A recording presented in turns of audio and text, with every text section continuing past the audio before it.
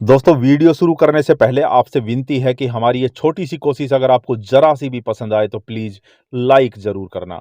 आपका एक एक लाइक हमें मोटिवेट करता है आपके लिए और ज्यादा उत्साह से वीडियो बनाने के लिए। और दोस्तों वीडियो को आखिर तक जरूर देखना, फिर आप समझ जाओगे कि अल्लाह कौन है और कैसा है।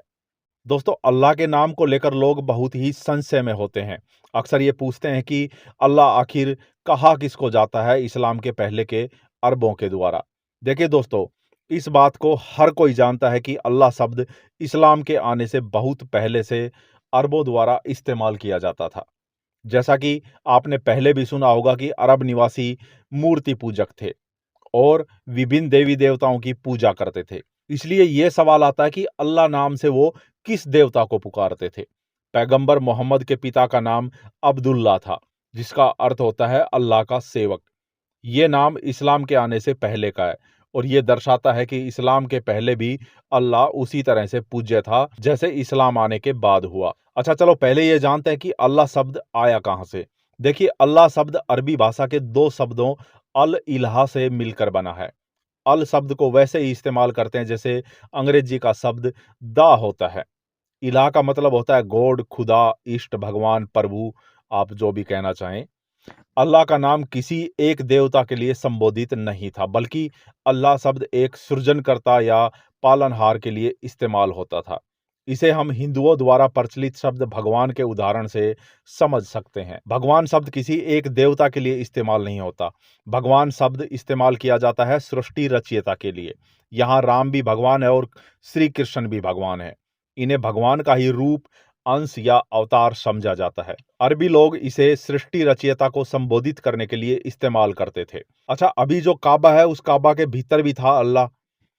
काबा के भीतर रखे सबसे बड़े देवता हबल या हुबल की स्तुति में हुबल को अल्लाह कहकर संबोधित किया गया है, जिसका सीधा सा अर्थ है भगवान, खुदा या देवता।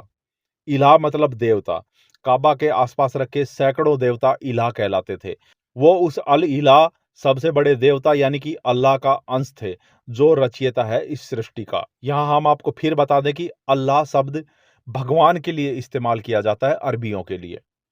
इसलिए ये नहीं कहा जा सकता कि अल्लाह किसी एक देवता या खुदा को समर्पित नाम था। अल्लाह शब्द भगवान शब्द की तरह इस्तेमाल किया जाता था। अरब एक रचयिता को मानते थे, मगर उनका वो रचयिता निराकार नहीं था और न ही केवल वो अकेला था। उसके बहुत सारे साथी थे, कई अवतार थे, ढेर सारे इलाह उस अल इलाह से निकले थे और उन सब में विभिन्न शक्तियां भी मौजूद थी। दोस्तों जैसे इलाह पुरुष देवता होता था, ठीक वैसे ही देवी के लिए इलात शब्द का इस्तेमाल किया जाता था। अल इलात मतलब सबसे बड़ी देवी। अल इलात से अलात शब्द बना और अल्लात काबा के भीतर रखी सबसे बड़ी देवी को कहा जाता था। एक और उदाहरण द्वारा हम अल्लाह शब्द को और ठीक से समझ सकते हैं। अरब के ईसाई जिन्होंने इस्लाम कबूल नहीं किया, जो इस समय सीरिया, लेबनान, जॉर्डन, इराक जैसे अन्य देशों में बसे हुए हैं, खुदा के लिए अल्लाह शब्द का ही इस्तेमाल करते हैं। वो अल्लाह अल अब शब्द का इस्तेमाल करते हैं परम पिता के लिए।